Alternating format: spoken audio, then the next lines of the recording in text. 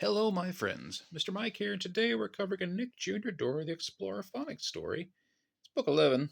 It's the silent letters. The windy day. Yeah, Dora has a scarf on, so it must be windy. And there's some mittens. The windy day. It's such a windy day. I think I hear tree limbs knocking on the window. Oh, maybe it's a knock on the door. Hey, look at that wind. No one is here, but someone wrote me a note. It's from Boots. Dora. I'm really surprised that note didn't blow away with all the wind, aren't you? The note said to meet Boots at Play Park. I need to wrap before I go. Abuela knit me this scarf to knot around my neck.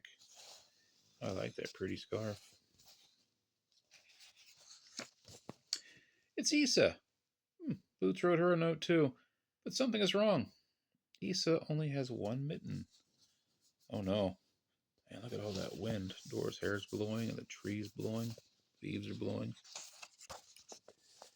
Oh no, the wind blew Issa's other mitten up a tree limb. Let's call Tico to help get it down.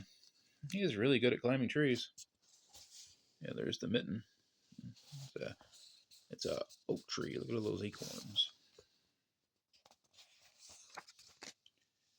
Hooray! Tico got Issa's mitten, and Boots wrote him a note too. Let's all go to the play park together. We made it to play park. There is Boots, and look what he has. 4 kites.